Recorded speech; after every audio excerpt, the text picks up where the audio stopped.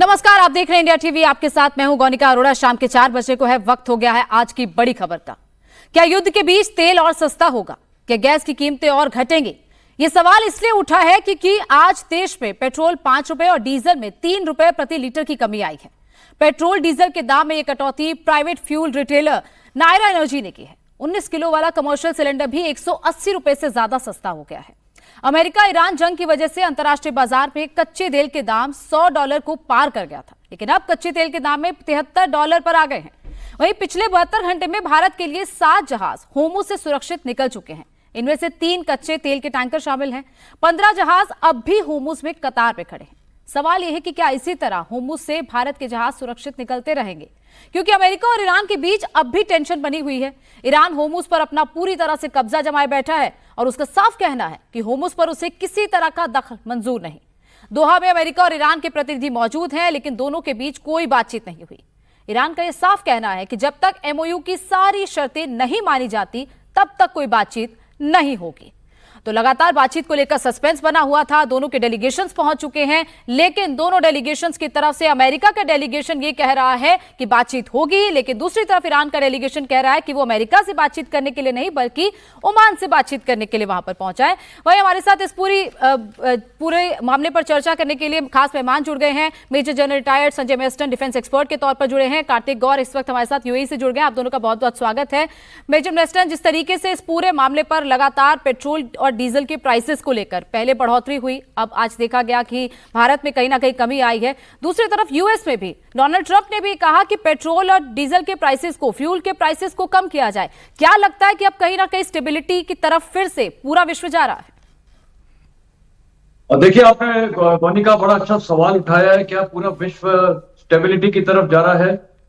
इसको थोड़ा अभी बोलना मुश्किल है। कारण यह है कि आपके ही स्टेटमेंट में आपने बड़ा अच्छा बताया कि ईरान ने बोला है जब तक एमओयू की सारी शर्तें प्रॉपर इंप्लीमेंट और मंजूर नहीं होंगी तब तक हालात खराब ही रहेंगे।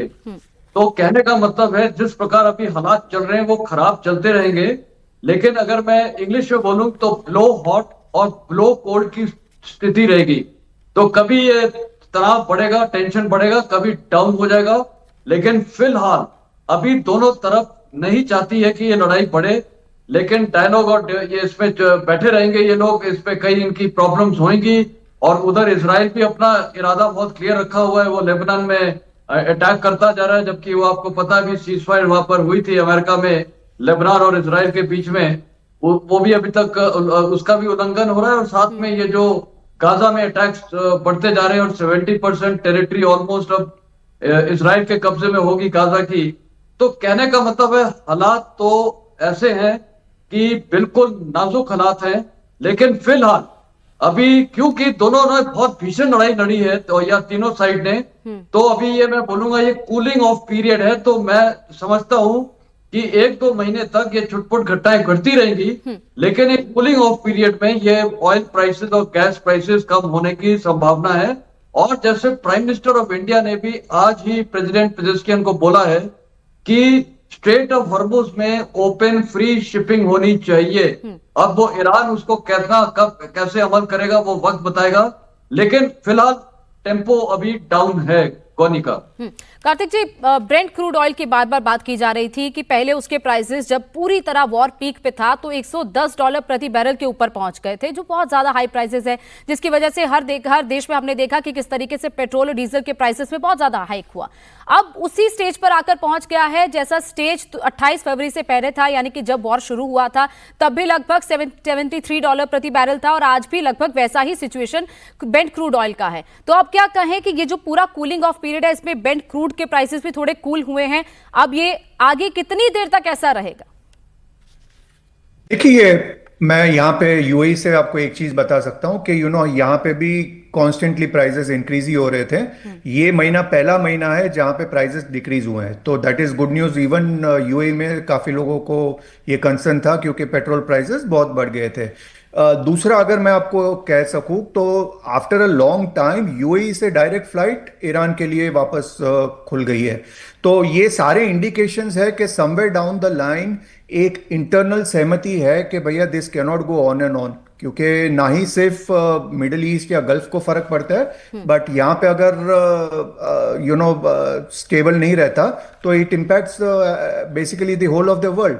तो मुझे यही लगता है, देखो अभी लॉजिकली हमारे जनरल साहब भी एग्री करेंगे कि इसमें एक ही सॉल्यूशन हो सकता है कि we will have to keep Israel and Lebanon separate out of the peace deal, क्योंकि ना इजराइल मानेगा ना ईरान मानेगा to get its control out of the Houthi and Hezbollah और जो भी उनके प्रॉक्सीज है।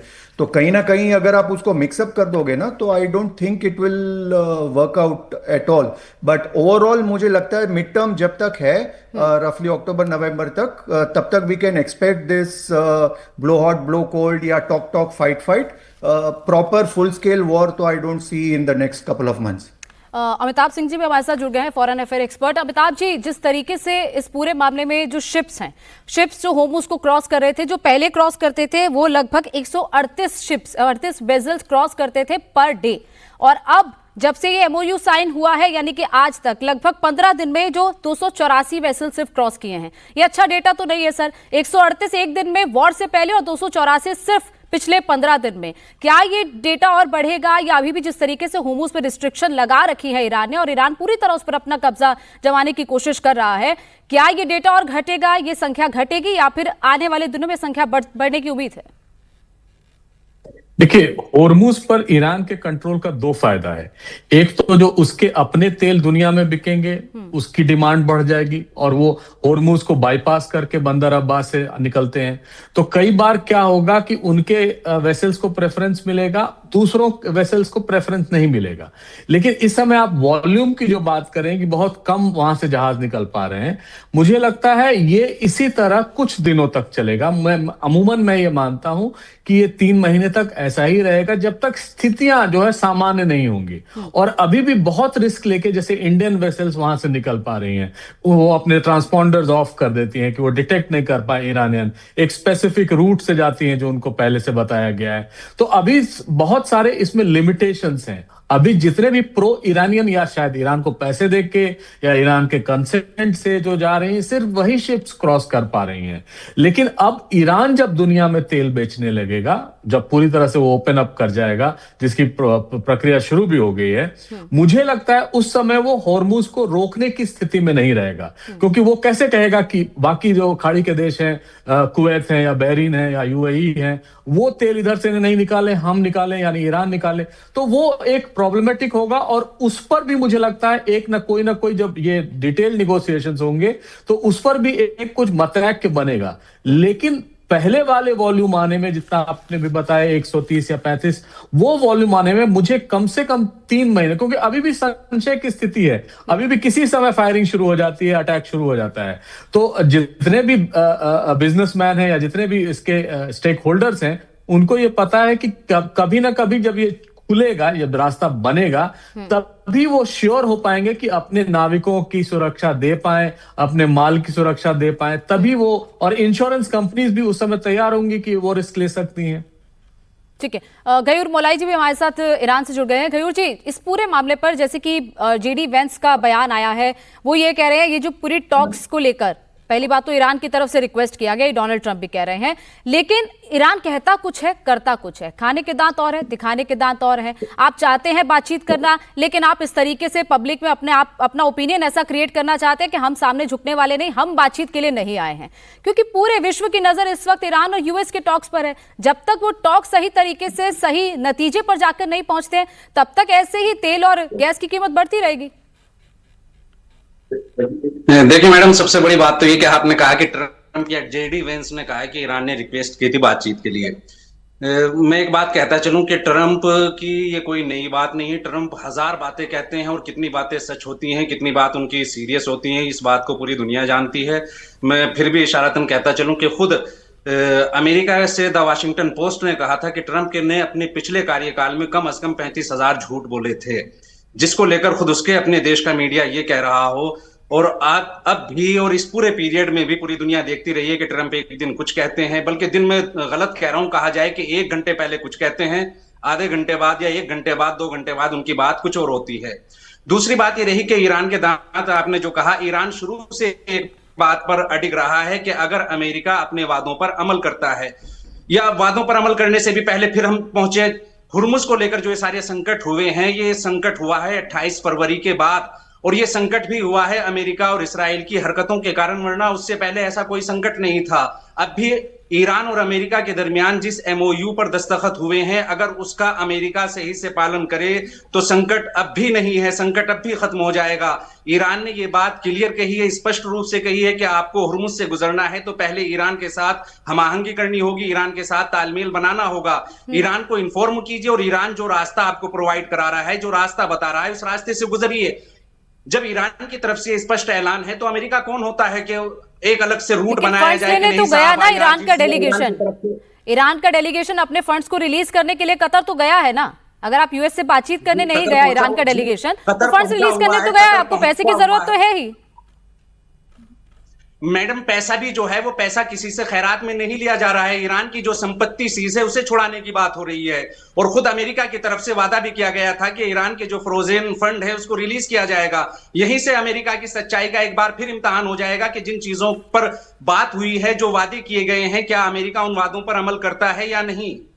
अगर वाकई अमेरिका अपने वादों में सच्चा है तो स्टेप बाय स्टेप आगे बढ़ेंगे। आपने जो वादा किया था उस वादे को पूरा कीजिए, फिर दूसरे पॉइंट पर, दूसरे क्लोज पर पहुंचकर बातचीत होगी। ईरान आज भी इसी बात पर और अपने इसी रुख पर अटल है।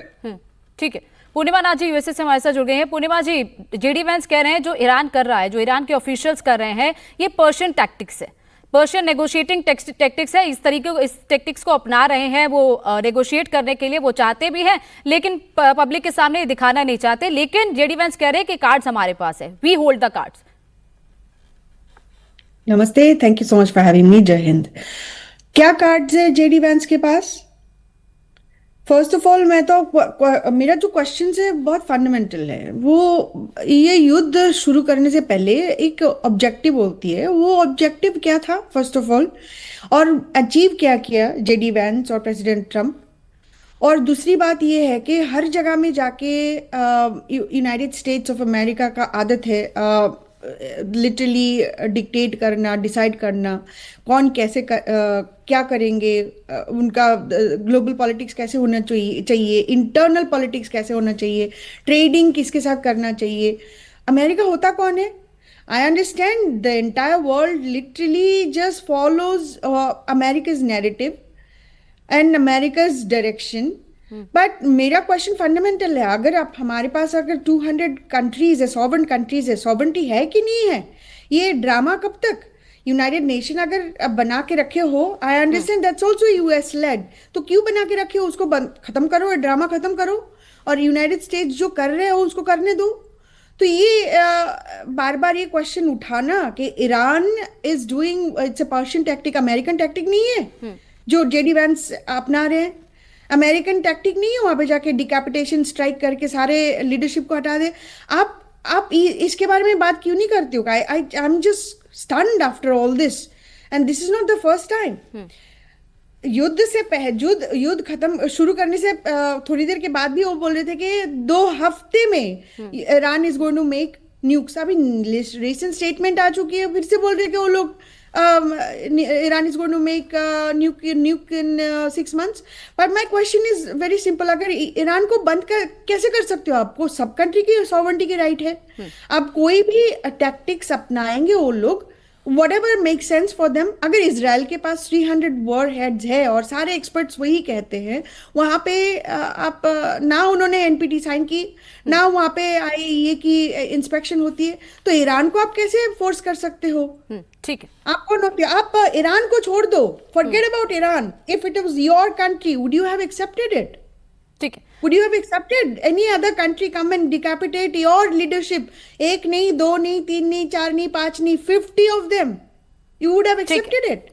ठीक है। संजय वेस्टर्न जी, होर्मुज पर खतरा तो बना ही हुआ है, और यही वजह है कि जो इंडियन वेसल्स वहां से निकल रहे हैं वो पूरी तरह गोइंग डार्क, मतलब अपने लोकेशन को बंद कर दे रहे हैं ताकि ट्रैक ना हो पाए, ट्रेस ना हो पाए, और ऐसी कोस्टल लाइन के पास से निकल रहे हैं जो ओमान की है। ईरान की कोस्टल लाइन को अवॉइड किया जा रहा है। तो यानी कि अभी भी होर्मुज में पूरी तरह सिचुएशन नॉर्मल नहीं है, अभी भी अटैक्स का खतरा है। जैसा अटैक हमने देखा है कि अप्रैल में इंडियन फ्लैग वाले वेसल पर हुआ था, अभी भी खतरा बना हुआ है। और देखिए मोनिका, ये तो खतरा स्ट्रेट ऑफ हॉर्मुज में बना ही रहेगा। इसके कई कारण हैं। कारण नंबर एक तो ये है कि ईरान ने भी अभी क्लियर बोल दिया है कि एमओयू पूरा इंप्लीमेंट होना चाहिए, लेकिन पैराग्राफ 1 में ही बार तो लेबनान का नाम है और उसमें क्लियर कट है कि territorial integrity and sovereignty of Lebanon को मेंटेन किया जाएगा। स्टार्ट पॉइंट पैराग्राफ 1 में ही सबसे बड़ी प्रॉब्लम है।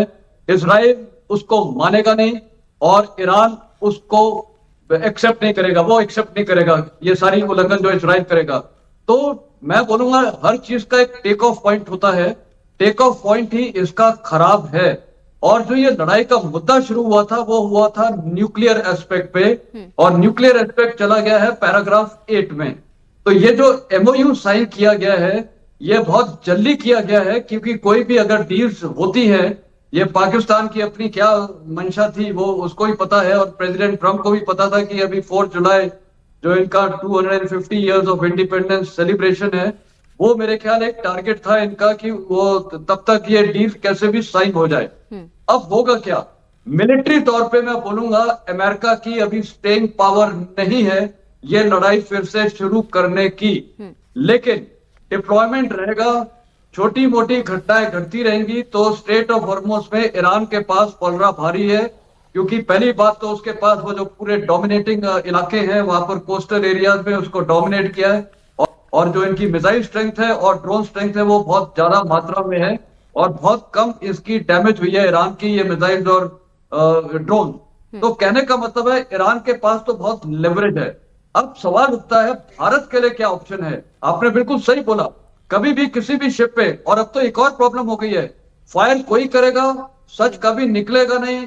वो बोलेगा अमेरिका ने फायर किया, अमेरिका बोलेगा ईरान ने किया, वो ईरान बोलेगा इजराइल ने किया, तो ये झूठ चलता रहेगा। लेकिन इन दी बार्गेन सब शिप्स को वहां खतरा रहेगा। भारत ने जो एक अभी विजिट की थी, और ये जो प्राइम मिनिस्टर ऑफ इंडिया और यूएई के बीच में, मेरे को लगता है जो फुजैरा पोर्ट में अभी यूएई वहां डेवलपमेंट कर रहा है, स्टोरेज कैपेसिटी बढ़ा रहा है।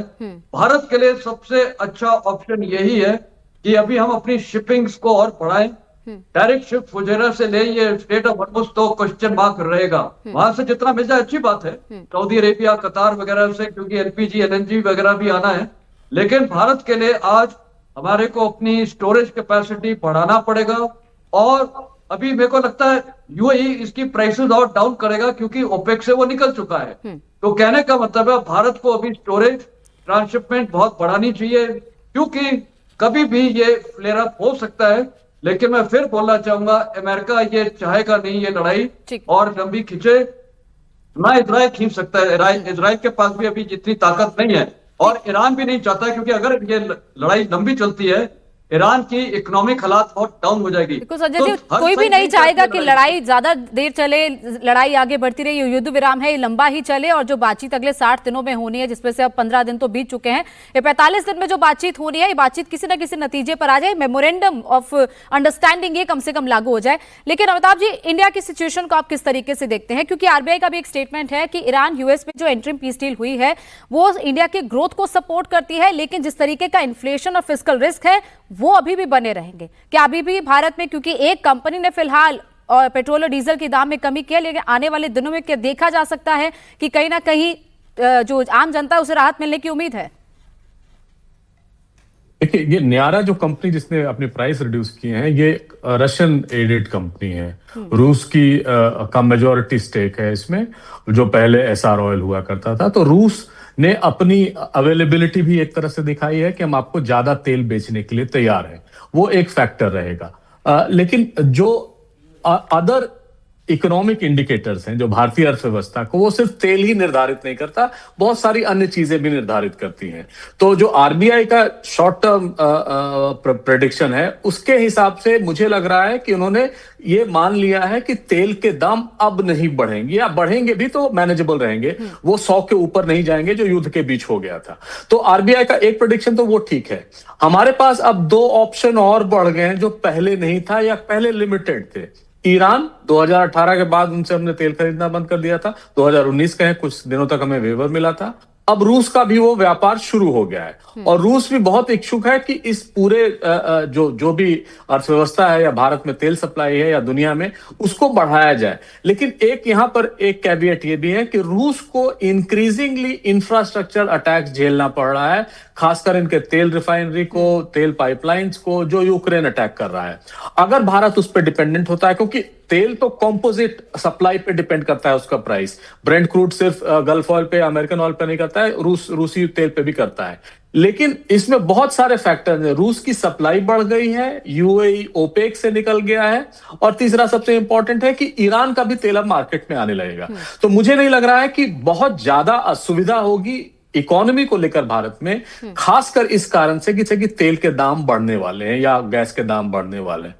और मुझे लग रहा है कि आने वाले दिनों में भी ऐसा होगा कि जितने भी तेल के दाम बढ़ाए थे भारतीय कंपनियों ने, उसको भी वो कम करेंगे, क्योंकि ऐसा नहीं हो सकता है कि सिर्फ न्यारा ही घटा दे और जो उनके कंपेटिटर्स हैं, हालांकि सिर्फ 10% तेल कंपनियां ही जो पेट्रोल वेंडिंग करती हैं, जो तेल बेचती हैं, वो 10% ही प्राइवेट कंपनीज हैं, बाकी 90% तो हमारे Hindustan petroleum, Bharat petroleum, Indian oil ही हैं। तो उनके ये एक इंडिकेटर है कि वो कम करेंगी, और मुझे भी लगता है कि भारत को या ऑयल कंपनीज को कोई भी इस बात से प्रॉब्लम होगी कि उसको कम किया जाए। इकोनॉमिक इंडिकेटर्स, जो बेसिक इंफ्रास्ट्रक्चर हमारी है वो एकदम कायम है, उसमें अभी तक कोई फर्क नहीं पड़ा है। तो मुझे लग रहा है तेल उसके लिए और कॉन्ड्यूसिव होगा। ठीक है पूर्णिमा जी, डोनाल्ड ट्रंप ये कह रहे हैं यूएस की जो फ्यूल कंपनीज हैं कि पेट्रोल के, डीजल के प्राइसेस को कम किया जाए। ब्रेंट क्रूड ऑयल का प्राइस 28 फरवरी की, उससे पहले की जो सिचुएशन है वहां तक पहुंच गया है, तो क्यों यूएस की कंपनीज नहीं घटा रही हैं? क्या कंपनियां मुनाफा कमा रही हैं इसमें, और डोनाल्ड ट्रंप की वार्निंग के बावजूद ये हो रहा है? देखिए, पहली बात तो ये कि ये जो प्रेसिडेंट ट्रम्प का स्टेटमेंट मैंने देखा है, ये तो सिर्फ और सिर्फ कोई कम्युनिस्ट डिक्टेटर ही बोल सकता है ना, प्राइस घटाओ। नहीं तो ये जो थ्रेटनिंग स्टाइल है उनकी, ये तो सिर्फ इंटरनल सिचुएशन नहीं है, एक्सटर्नली, इंटरनेशनली भी वही डिप्लोमेटिक, आप कहते हो डिप्लोमेसी, बट मेरे हिसाब से तो ये डिप्लोमेसी नहीं है ना। वो उनको पता होना चाहिए मार्केट कैसे ऑपरेट करती है। ऊपर जाते समय शूट अप होती है, जब नीचे आते हैं वो धीरे धीरे होती है। पर at this it's for any market, any country, any continent. आप देख लीजिए, अब ये डराने धमकाने का क्या सीन क्या है? अभी जो आपने बताया, ये सही बात बताया कि जो मार्केट में तेल का दाम घटा है, that is similar to what it was before the war. तो अचीव क्या किया उन्होंने? ये अगर वॉर नहीं छेड़ते तो एक्चुअली होता क्या है? अभी यहाँ पे एडिशनल इशू हो चुकी है कि ईरान का कंट्रोल ऑन हॉर्मुज। ये हॉर्मुज का जो कंट्रोल था, ये पहले कभी हुआ नहीं, ईरान ने कभी दिखाया नहीं। अब ईरान के पास अपने कोई ऑप्शन नहीं रखी है, ये उन्होंने ये अवेल किए हैं, और सारे literally 22% of global oil distribution जो चैनल है, सारे को बंद कर दिए। आप उनको बंद कैसे कर सकते हो? अब लिटरली अमेरिका अभी क्या कह रहा है? सिर्फ प्रेसिडेंट ट्रंप नहीं, एवरी पार्टी, दो पार्टी है, major party, Democrat and Republican, every single politician of our parties are saying finish the job. मुझे आप बताइए, has anybody asked the question what is the finish the job mean? क्या है इसका मतलब? आपने तो ऑलरेडी 50 लीडरशिप को मार दिए, इसका मतलब क्या आपने जाके फिर से बॉम्बिंग करनी है ईरान को? तो क्या फिनिश द जॉब का क्या मतलब है? पहले तो आपने न्यूक्लियर प्रोग्राम जो है उसके 2025 में आपने बोला था, उसने अपने ऑब्लिटरेट किया था। तो अगर ये युद्ध आपको छेड़ना पड़ा with literally no data given to the public, no information given to the American public. अब अमेरिकन पब्लिक भी तो नहीं चाहती है ना कोई और बूट्स ऑन द ग्राउंड हो, वहां से बॉडी बैग आए। इस वॉर में इन 120 डेज एंड ऑलमोस्ट 130 डेज, मुझे आप बताइए, सबसे ज्यादा लोग लेबनान और ईरान में मरे हैं।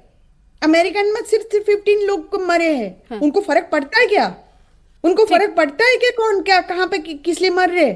ठीक है Maulai ji, my question is very simple. आप जो कह रहे हो finish the job, what does it even mean? ठीक है मौलाई जी, एक स्टेटमेंट है ईरान के टॉप नेगोशिएटर का, गालिबाफ के कह रहे हैं कि strait of Hormuz is Tehran's greatest instrument of power. क्या मतलब इससे? क्या आप उसे इस तरीके से इस्तेमाल करेंगे कि आप पूरी दुनिया को ब्लैकमेल करेंगे, अमेरिका को ब्लैकमेल करेंगे? अमेरिका को तो आप कर ही रहे हैं, उनसे बातचीत कर भी रहे हैं, फिर कह रहे हैं बातचीत नहीं होगी, लेकिन पूरी दुनिया को ब्लैकमेल आप सिर्फ होर्मुज के जरिए करेंगे। मैडम सबसे पहली बात तो कि ब्लैकमेल करना, खुद ये लफ्ज बहुत अच्छा नहीं, ये शब्द के ब्लैकमेल करेंगे। तो सर इसका ईरान मतलब का बता दीजिए, greatest territorial instrument of power का मतलब क्या? आप अपनी मैडम, मैं ताकत बता रहा हूं, ईरान ताकत ने होर्मुज पे हमेशा- दिखाएंगे। मुझे बात करने की इजाजत दीजिए, फिर बाद में सवाल जी, कीजिएगा। बोलिए, देखिए, बोलिए। ईरान ने कभी भी ये नहीं कहा कि हम ब्लॉक करेंगे, ये करेंगे। ईरान ने कहा है कि हम हुर्मुज को कंट्रोल करेंगे और कंट्रोल कर सकता है।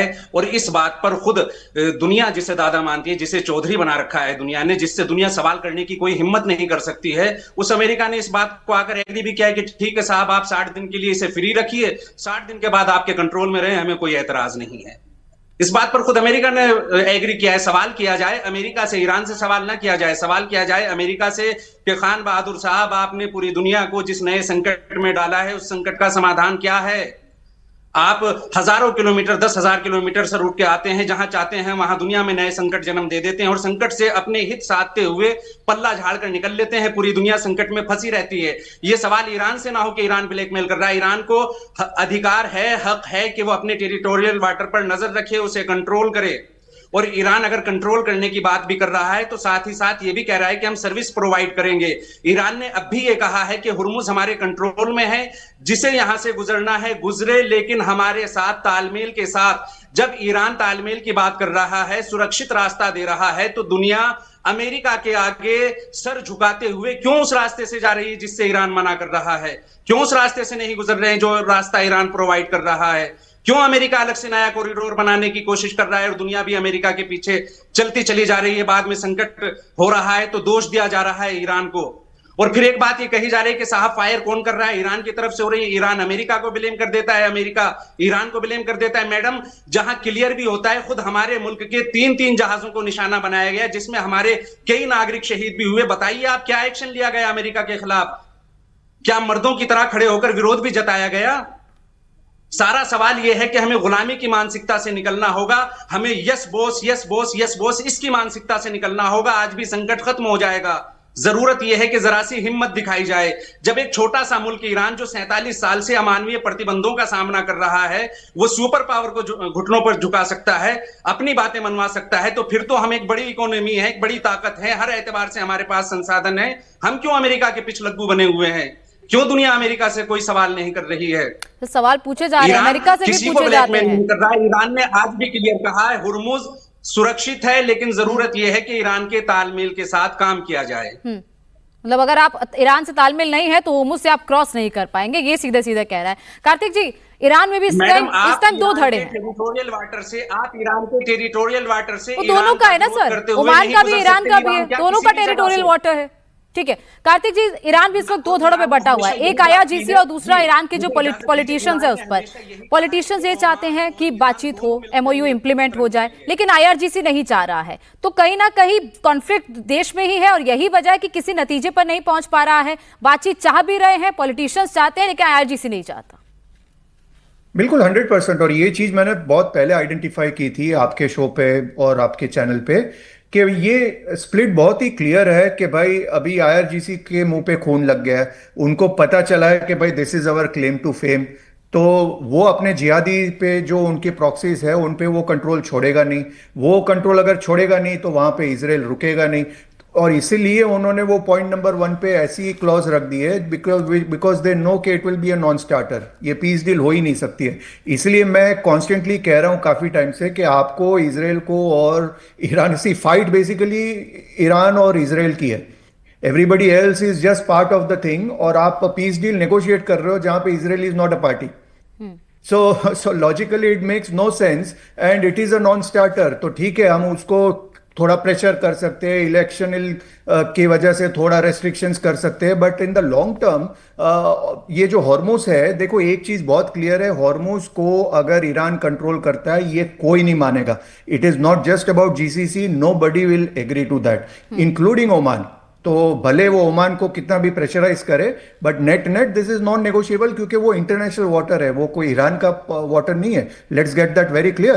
तो और UAE has been very smart, क्योंकि यूएई को पता है कि ये किस टेंजेंट पे चल रहा है, that's why they went out of OPEC plus. आपको एक और न्यूज देता हूँ, it is a matter of time before Iraq also comes out of OPEC. Okay, and it is very clear कि यूएई ने तो अपना एक रास्ता ढूंढ लिया है कि भैया we don't want our liability और we don't want any dependence on Hormuz at all. तो वो एक स्मार्ट मूव है, और मेरे को यही लगता है कि नेट नेट अगर आपको लॉजिकल सॉल्यूशन चाहिए तो it is Iran and Israel which has to come to the table and speak. Amitabh ji, Bharat के लिए अब आगे क्या ऑप्शंस बचते हैं? किस तरीके से इस एनर्जी संकट से निकला जाए? क्योंकि हम देख रहे हैं मई 1 से लेकर जून 25 तक 73 शिप्स निकले हैं और पिछले 72 घंटे में हम देख रहे हैं 7 वेसल्स वहां से निकले हैं। क्या इतना सफिशिएंट है? क्योंकि आने वाले दिनों में इसकी और जरूरत पड़ सकती है और ज्यादा वेसल्स की संख्या को बढ़ाया जाना चाहिए। और क्या क्या ऑल्टरनेट रूट भारत के लिए हो सकते हैं? देखिए, भारत को बहुत आश्चर्य नहीं होना चाहिए कि यहाँ पर अभी रेस्ट्रिक्शन होंगे, यहाँ रेस्ट्रिक्शन चलेंगे। ये जो रस्सा कस्सी चल रही है अमेरिका और ईरान के बीच में, वो चलेगा और संशय की स्थिति हॉर्मुज को लेकर हमेशा बनी रहेगी। और ये भारत को स्पष्ट कर देना होगा ईरान को, जब भी डिप्लोमेटिक नेगोशिएशंस होते हैं, कि हॉर्मुज जो है वो इंटरनेशनल वाटर है, ये किसी की प्राइवेट प्रॉपर्टी नहीं है। जिस इतिहास में ऐसी कोई प्राइवेट प्रॉपर्टी किसी के लिए नहीं रही है। अगर कोई समझता है तो वो गलत है। रही दूसरी बात, भारत के पास अब ऑप्शन है। जब हम ईरान से तेल खरीदेंगे, उनके साथ हमको ये भी इंश्योर करना होगा कि वो इंश्योर करें कि हॉर्मुज क्लियर रहे। दूसरा, अमेरिका के बैन हटने के बाद या कुछ दिन से जो उन पर सैंक्शंस हटे हुए हैं, भारत उसको पूरा यूटिलाइज करना चाहिए रूस के साथ तेल खरीदने के लिए, और जो हम कर भी रहे हैं। क्योंकि किसी भी समय ओपेक की जो स्थिति है, उसमें से जितने ज्यादा सदस्य निकलेंगे, तेल के दाम और घटेंगे, क्योंकि प्रोडक्शन जो आर्टिफिशियली ओपेक रोकता था वो बढ़ता है। भारत के पास ऑप्शंस काफी हैं। भारत को इमीडिएट मुझे लग रहा है कि जितने भी उनके स्टोरेज कैपेसिटी थी जो कम हुई थी इन तेल बढ़ने के दौरान, उनको हम रिफिल करें, उनको अपने एक लेवल पे आए कि हम फिर वो उस तरह की स्थिति हो वेस्ट एशिया में या दुनिया में कहीं भी, वेनेजुएला में अभी अर्थक्वेक आ गया, उसके चलते थोड़ा ये हो गया, तो दुनिया में कहीं भी ऐसी प्राकृतिक आपदा या मानवीय आपदा है तो उसको हम कंट्रोल कर पाए।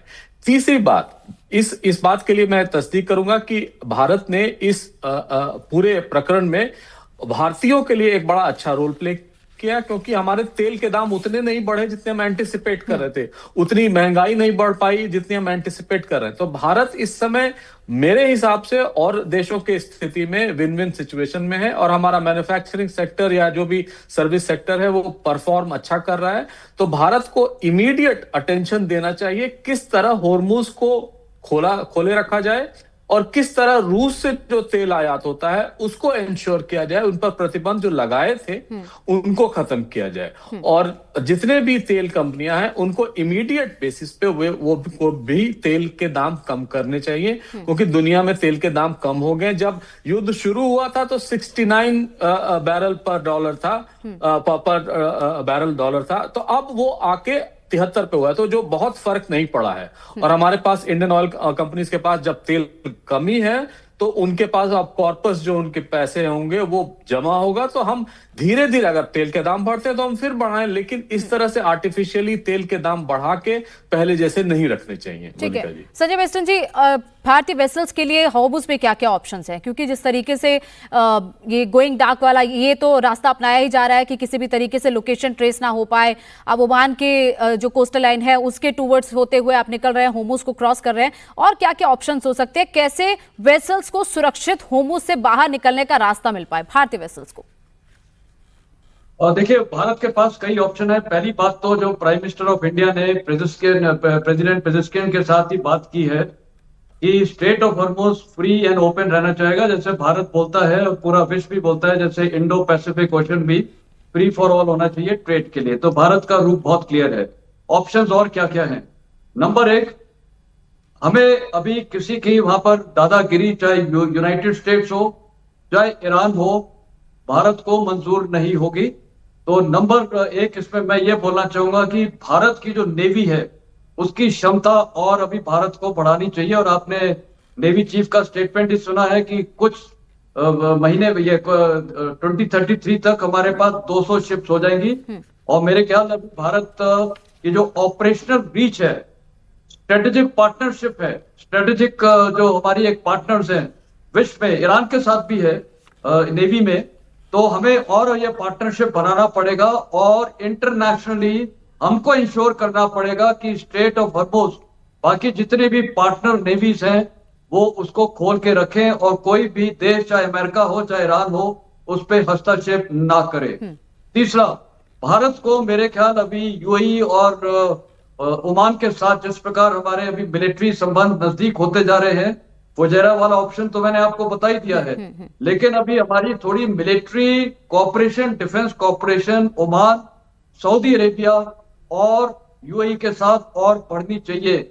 हमारी मिलिट्री प्रेजेंस होनी चाहिए। मैं बूट्स ऑन ग्राउंड नहीं बोल रहा हूं, जैसे चाइना ने जिबूती वहां पर पोर्ट पे अपना कब्जा किया हुआ है, लेकिन भारत की एक military joint training, trilateral, multilateral exercise होनी चाहिए गल्फ कोऑपरेशन काउंसिल कंट्रीज के साथ। जहां तक ईरान के सवाल है, ईरान के साथ हमारा बीच में म्यूचुअल अंडरस्टैंडिंग जो होना चाहिए, छावर पोर्ट हम पूरा बनाएंगे, मदद करेंगे, लेकिन आप हमारी शिप्स के साथ दखल अंदाजी नहीं करेंगे, क्योंकि यही ईरान ने पिछले 3 साल के अंदर भारत के 773 सी फेयरर्स को कब्जा किया था।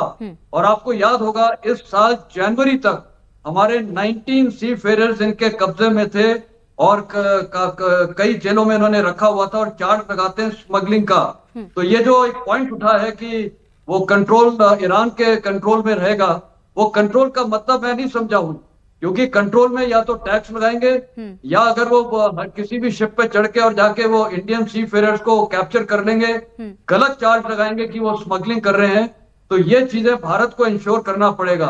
बहुत सही इन्होंने बोला कि भारत को अभी किसी के दबाव में नहीं आना पड़ेगा। भारत के जो स्ट्रेटेजिक पार्टनर्स हैं उनके साथ मिलकर स्ट्रेट ऑफ हॉर्मुज खोलने की जिम्मेदारी रहेगी और हमारी नेवी की रीच बढ़ानी पड़ेगी, ऑपरेशनल रीच, क्योंकि भारत एक वो ऐसा लोकेशन हमारी ज्योग्राफिकल, चाहे इंडियन ओशन हो, पूरा इंडियन ओशन है जो जिसमें स्ट्रेट ऑफ हॉर्मुज, रेड सी और इस तरफ स्ट्रेट ऑफ मलाक्का, ये जितने भी स्टेट्स हैं सब आते हैं। सबसे ज्यादा स्टेट्स इंडियन ओशन में। भारत की जिम्मेदारी अब बन जाती है ये चोक पॉइंट्स को, मैं ये नहीं बोलूंगा खोलने की जिम्मेदारी, लेकिन इनको मैरीटाइम डोमेन अवेयरनेस या मैरीटाइम डोमिनेशन की जरूरत है विद पार्टनर कंट्रीज, क्योंकि अदरवाइज के कोई भी कंट्री, जैसे अमेरिका ने भी यहाँ पर ब्लॉकेड लगा दिया था, ईरान ने भी वो लगा दिया था, वो इंटरनेशनल फ्री वाटरवे है, उस पर किसी का अधिकार नहीं है। ठीक है सर, बिल्कुल आपको नेवल फोर्सेस बढ़ानी पड़ेंगे, इसके साथ साथ आपको स्ट्रैटेजिक रिलेशंस बढ़ाने पड़ेंगे, उनको बेहतर करना पड़ेगा। डिप्लोमेसी से ही ये आगे पूरा जो कॉन्फ्लिक्ट इस वक्त चल रहा है, जो इस वक्त क्राइसिस चल रहा है, उससे कहीं ना कहीं निपटा जा सकता है। मोराई साहब, इस वक्त ईरान में क्या सिचुएशन है? क्योंकि पूरी दुनिया में जहां पर तेल और गैस के प्राइसेस जहां बढ़े, उसके बाद अब धीरे धीरे कहीं कहीं कम हो रहे हैं, लेकिन ईरान में तो इस वक्त बहुत संकट है। वो चाहे आप वॉर से गुजरे हैं, जिस तरीके का वहां पर नुकसान हुआ है, वहां पर साथ ही साथ आपके फंड्स फ्रीज हैं, कई आप पे रिस्ट्रिक्शंस लगी हुई हैं, तो ईरान में भी तो सिचुएशन बेटर नहीं है। ईरान के भी पॉलिटिशियंस को, वहां के ऑफिशियल्स को कहीं ना कहीं सिचुएशन को बेटर करने की तरफ बढ़ना पड़ेगा। देखिए मैडम, एक बात मैं कहूं कि ईरान पे जो प्रतिबंध है वो आज से नहीं है, 47 साल से हैं और अमानवीय प्रतिबंध हैं। फंड भी जो फ्रीज है वो आज से नहीं, वो भी पिछले 47 साल से फ्रीज है। और आलम यह है कि वो देश जिन्होंने ईरान से ऑयल खरीदा, तेल खरीदा, उन्होंने भी अमेरिका की दादागिरी के आगे सरेंडर करते हुए ईरान के कम से कम $120 बिलियन आज भी पूरी दुनिया में अलग अलग देशों में फ्रीज किए गए हैं। दूसरी बात ये रही कि ईरान में दाखिली सिचुएशन क्या है, मैं बताऊं तो शायद आप या आपके दर्शक और बहुत से पैनलिस्ट इस बात का यकीन भी ना करें। मैं खुद ईरान में रहता हूं, जमीनी हालात जानता हूं, जमीन से जुड़ा हुआ हूं, अलग अलग शहरों में बीच में सफर भी करता रहा हूं। ईरान में जंग से पहले जो सिचुएशन थी, ये तो नहीं कहूंगा कि बिल्कुल अब भी सिचुएशन वही है, हाँ कहीं कहीं महंगाई कुछ चीजों पर बढ़ी है, लेकिन ईरान में कोई डर नहीं था, कोई खौफ नहीं था, कोई भय का माहौल नहीं था। जिंदगी बिल्कुल उसी तरीके से, पहले की तरीके से ही आराम से, अमन के साथ और एकदम सुरक्षित तरीके से आगे बढ़ रही थी। हाँ, एक चेंजिंग जो हुई, जो शायद पूरी दुनिया के लिए चौंकाने वाली भी हो, आम ईरानी जो आम दिनों में अपना काम करता था, दिनचर्या रहती थी, रात में आकर अपने घर में परिवार के साथ मिलकर सो जाता था, उसका शेड्यूल थोड़ा सा बदल गया था और वो शेड्यूल अब भी बदला हुआ है। बदला हुआ ये है कि हर रात यहां पर आज भी रात तकरीबन 7 बजे से 8 बजे से नमाज के बाद से जो एक समर्थन शुरू होता है सरकार का या अपनी आर्मी का, अपनी फौजों का, या अपनी सरकार और सिस्टम के प्रति समर्थन जताने के लिए जो आवाम सड़कों पर उतरती है लाखों की तादाद में, तेहरान के वीडियो पूरी दुनिया में गर्दिश करते रहे हैं, वायरल होते रहे हैं, अगर आपने देखा हो, वो सिलसिला आज भी जारी है। यानी जनता तन मन धन हर तरीके से अपने सिस्टम के साथ है, अपनी फौज के साथ है। जो एक तस्वुर शो किया जाता है, एक पेश की जाती है एक बात कि ईरान में संकट बढ़ रहा है, ईरान में कहा जाए कि भुखमरी के हालात पैदा हो गए हैं, या कहा जाए कि एक मीडिया संस्थान से बहुत जोरों शोर से किया गया था, वही परेशानी मैंने कल भी कहा था। मौलाई साहब, आप ये कह रहे हैं कि 109 दिन तक ईरान ने वॉर का सामना किया, टैक्स का सामना किया, लेकिन कोई फर्क नहीं पड़ा, सब कुछ ठीक है। मैं कह रहा हूं मैडम, थोड़ा सा फर्क पड़ा, लेकिन वो फर्क नहीं जो तस्वुर जो एक छवि पूरी दुनिया में बनाने की कोशिश की गई वेस्टर्न मीडिया की तरफ से, और कहीं ना कहीं हमारे मीडिया ने भी उसे कॉपी पेस्ट करके आगे बढ़ाया। मसलन एक बात कही गई थी कि ईरान में किस्तों पर रोटी मिल रही है, जिसके जवाब में बहुत सी इन्फ्लुएंसर ने आकर बातें भी की कि यहाँ 600 ग्राम वजन की एक रोटी आज भी हमारे 5 रुपए इंडियन के बराबर होती है, जिसे मुझ जैसे नॉर्मल आदमी, जिनकी बहुत ज्यादा डील डोल नहीं, 5 फीट 10 इंच की हाइट वाले आदमी, 75 किलो वजन वाले आदमी, 3 आदमी एक रोटी को आराम से खा सकते हैं। उसकी कीमत है 5 रुपया इंडियन। आप इससे अंदाजा लगा सकते हैं कि संकट कितना होगा। कार्तिक जी, सब कुछ वेल, आपको लग रहा है कि ऑल इज वेल है ईरान में? और इसके साथ साथ बात पाकिस्तान की भी कर लेते हैं, क्योंकि अब तो कतर आ गया है एक मीडिएटर के तौर पर। पाकिस्तान ने पूरी कोशिश की मीडिएशन कराने की, स्विट्जरलैंड तक पहुंच गए, जिनेवा तक पहुंच गए, आसिम मुनीर भी पहुंच गए वहां पर, लेकिन जिस तरीके से कतर अब भूमिका में आ गया है, कतर से बातचीत करने के लिए ईरान का डेलीगेशन वहां पर चला गया है, और दूसरी तरफ जैसे पेट्रोल डीजल के प्राइसेस हमने देखे थे पाकिस्तान में बढ़ते हुए, 450 500 रुपए, 550 रुपए तक पहुंच गया था, क्या वहां पर भी हालात लग रहे हैं कि नॉर्मल हो पाएंगे? नहीं, बिल्कुल दोनों जगह पे नॉर्मल नहीं है। मेरे काफ़ी स्टूडेंट्स भी हैं इनफैक्ट ईरान में, और उन्होंने सारों ने बोला है कि भैया we have actually been hit very badly. अभी ठीक है, वो ऑप्टिक्स के लिए जो भी वो बोले कि भाई कुछ फर्क नहीं पड़ा, लेकिन ठीक ठाक मार पड़ी है उनको, and properly deep into the Iran USS hit. Okay, तो ये चीज़ तो एक बहुत क्लियर है। पाकिस्तान की हम बात करें तो देखो, Pakistan at the end of the day high table में वो फिट होता ही नहीं है, ये सारे लोगों को पता है। नाइदर आर दे ट्रस्ट वर्दी, neither do they fit in that profile. वो जो भी हाथ पैर जोड़ के कैसे भी वो पहुंचे थे, but they don't fit there. Qatar, yes, we can definitely say कि कतर का एक होल्ड है, लिवरेज है, जहां पे वो बात कर सकते हैं। ऑब्वियसली एक उनका कहीं ना कहीं एक इंटरेस्ट भी है, क्योंकि एवरीबडी नोज कि everybody has got their own national interest.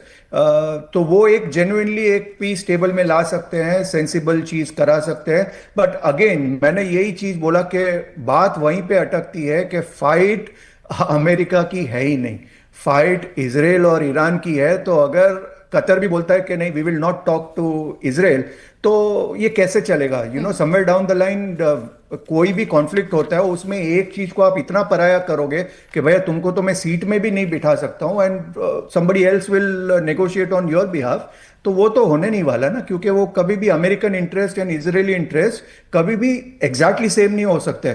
For example आज की टाइम में अगर देखें तो America wants the ceasefire, क्योंकि उनके पास मिड टर्म इलेक्शन है, लेकिन the same way Israel doesn't want it to stop, क्योंकि वहां पे भी इलेक्शन है।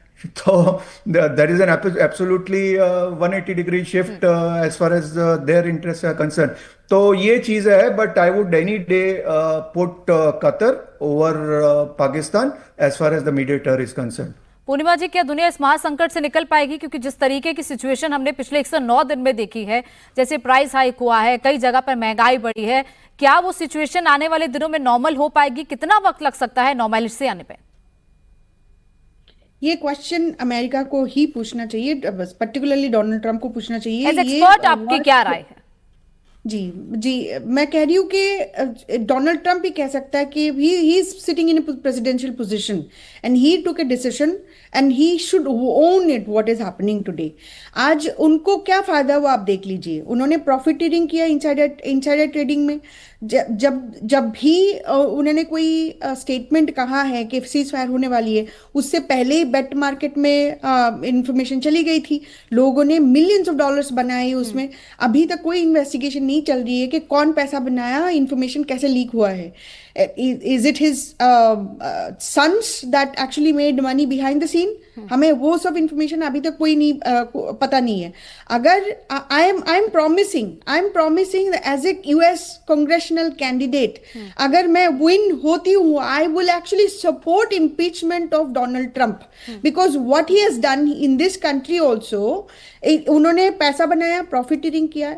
विद इन 1 year उनके associated to Donald Trump and his sons, they have made billions of dollars on the shoulder of public here. आपने दुनिया की piece के बारे में बोल रहे थे, अगर दुनिया की पीस अमेरिका की कोई पर्टिकुलरली कोई गोल होता तो आज ये नौबत नहीं आती। अमेरिका का कोई फर्क नहीं पड़ता दुनिया की पीस। ये पीस टू स्ट्रेंथ वाला जो बार बार दिखाया जाता है रिपब्लिकन पार्टी से और व्हाइट हाउस से और हाउस रिपब्लिकन से, हाउस जीओपी से, this is literally brain washing tactic. Peace is used as a tool. Peace is used as a propaganda, a strategic method and vehicle. It's not the goal. It's not the process. It's a vocabulary. It's a shiny vocabulary. That's it. दुनिया को piece नहीं मिलने वाला है। ठीक है अमिताभ जी, क्या नॉर्मेल्सी आएगी जल्दी? आने वाले दिनों में हम देख सकते हैं कि दुनिया में जो सिचुएशन पिछले लगभग 109 दिन से बनी हुई थी, वो सिचुएशन अब कहीं ना कहीं थोड़ी टलेगी। गैस और तेल के दाम जिस तरीके से भारत में हमने देखा, एक कंपनी ने घटाया, कि आने वाले दिनों में कम हो सकते हैं? देखिए, मार्केट ज्यादा सेंटिमेंट्स पे चलता है, और हम भी है जैसे पैसे कुछ खरीदने होते हैं तो ये रहता है कि अगले महीने, 3 महीने 4 महीने बाद वो पैसे आ जाएंगे। इस समय मार्केट सेंटिमेंट्स बेटर हो रहा है पहले से, तो इसलिए स्टॉक में लोग पैसा भी डाल रहे हैं, लोग ज्यादा खरीद भी रहे हैं, इसी आशा पे कि दिन अच्छे आने वाले हैं। मुझे लग रहा है कि अगले 3 महीने तक, मैं वही एक डेडलाइन दे रहा हूं, अगले 3 महीने तक, हालांकि वो स्थिति नॉर्मल ईरान के पर्सपेक्टिव में, यूएस और इजराइल के पर्सपेक्टिव में मुझे नहीं लग रहा है इन 3 महीनों में होगी, लेकिन मार्केट सेंटिमेंट्स और बढ़ेंगे और बेटर होंगे, और जो तेल और गैस की सप्लाई जो बाधित हुई थी या लग रहा था लॉन्ग टर्म इसका इंपैक्ट होगा, वो मुझे लग रहा है कम होगा, और भारतीय तेल कंपनियां भी तेल के दाम कम करेंगी, इसमें मुझे कोई अब शक नहीं लग रहा है, क्योंकि देयर इज नो पॉइंट कि वो $73 पर जो तेल है उसको वो $100 के रेट पे बेचे। तो मुझे लग रहा है वो कम होगा, और आने वाले दिनों में हम ये भी देखेंगे कि जो ईरान और इजराइल और अमेरिका की जो समस्या थी खासकर हॉर्मुज को लेके, उसका भी कोई ना कोई एक सोल्यूशन मिलेगा, क्योंकि अगर आप तेल बेचते हैं हिंदुस्तान को या दुनिया को और हॉर्मुज उसको बंद कर देते हैं कि आप कतर और बहरीन का तेल वहां से, यूएई का तेल वहां से नहीं आएगा, तो मुझे लगता है ये इम्प्लॉजिबल है, ये ज्यादा दिन तक नहीं चलेगा। कार्तिक जी, अभी जिस तरीके से सिचुएशन चल रही है, यूएस और ईरान का जो इस वक्त बातचीत हो भी रही है, नहीं भी हो रही है, अगर ये बातचीत सफल नहीं होती है तो आने वाले दिनों में सिचुएशन तो और खराब हो सकती है। ये जो राहत की बात हम अभी फिलहाल कर रहे हैं, ये राहत की बात शायद आगे हम कहेंगे कि कहां तक जाएगा पेट्रोल और डीजल का प्राइस, हम उस पर चर्चा कर रहे होंगे। बिल्कुल, देखिए मैं यही बात कह रहा हूं कि ये मिड टर्म तक ये सिचुएशन ऐसी रहेगी, उसके बाद we have to really keep an eye on that दैट, क्योंकि देखो अमेरिका की भी एक लिमिट होगी जहां तक वो मॉकिंग सहेगा, राइट?